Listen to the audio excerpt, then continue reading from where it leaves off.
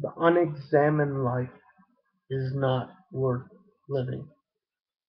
My friend Socrates, thousands of years ago, stating this. I know you are long dead now, Socrates,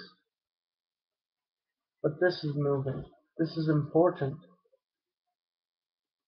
It makes you question everything about yourself, everything about everyone else. It makes you curious as to who are the examiners and who are not, and what will be the product of these examinations. What will be the outcome of these studies, of examining one's life? And does this process ever stop? I claim in one's life it doesn't.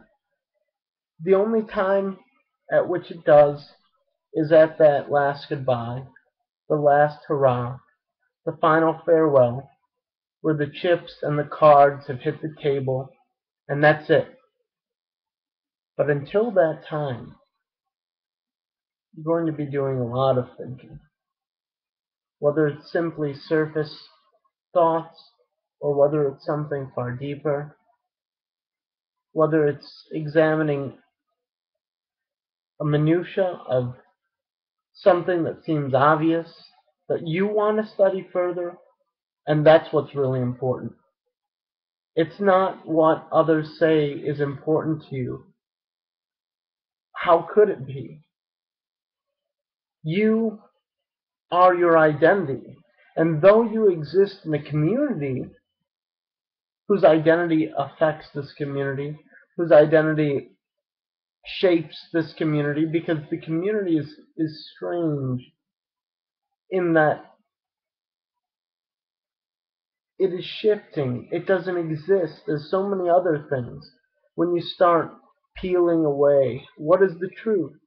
Who controls things? Who manages things? Why do they exist?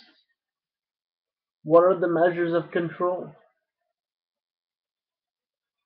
Am I in control of my life? Is that important? Is someone else in control of my life? Is this important? What is important? What is the examined life? What are these questions? What do they mean? Well, we're getting somewhere. We're getting to the question.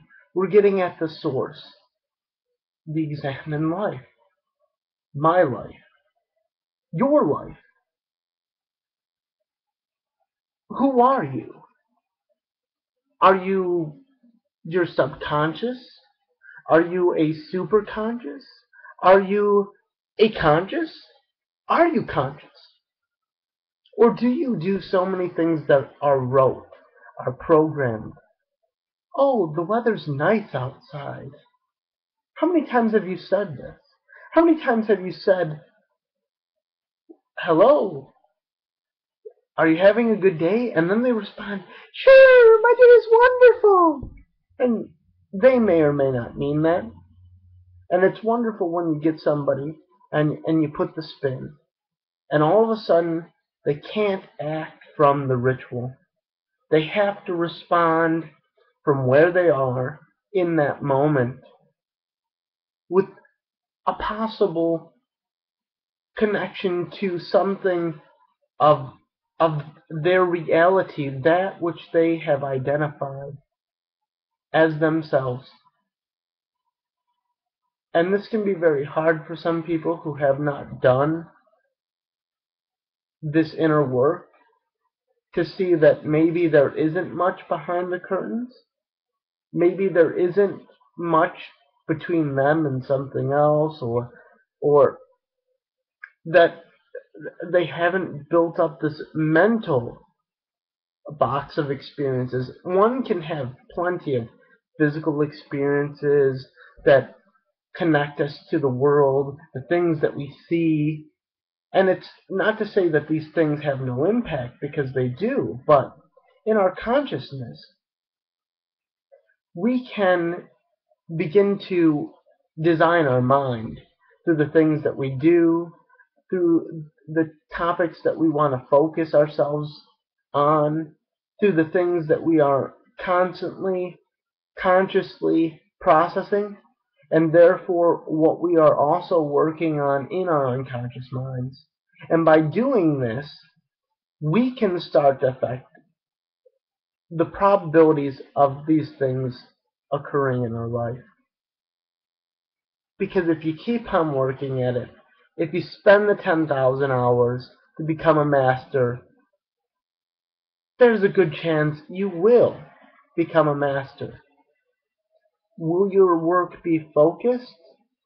Will you know in what direction you are moving?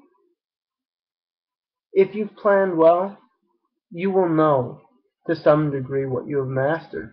But once you have this mastery of whatever skill it may be, baseball, sports, games, driving, financial management, mathematics, art, music,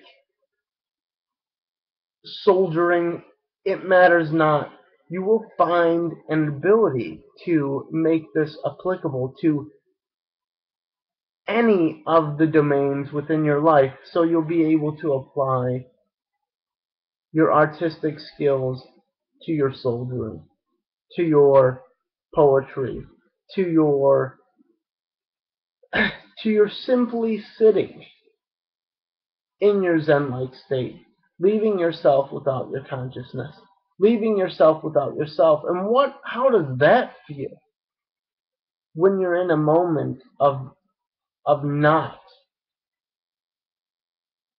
How does it feel to take your mind and force it to have hallucinations with no drugs, with no outside influence, just yourself, your pure mind, focused inward on your mind, forcing it to do things that others can't imagine? And if you focus, if you think, if you work on examining, on figuring out what is possible through your most wonderful, powerful, excellent, great tool, the you-ness, the me-ness, the they-ness, the examined life, ourselves, our consciousness, our minds, our brains, our beings, now.